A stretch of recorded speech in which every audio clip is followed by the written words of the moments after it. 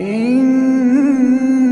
ربك يعلم أنك تقوم أدنى من ثلثي الليل ونصفه وثلثه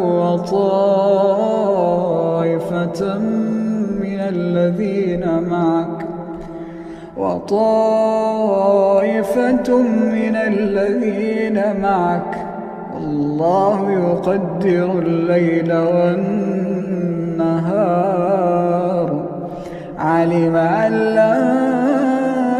تحصوه فتاب عليكم فاقرؤوا ما تيسر من القرآن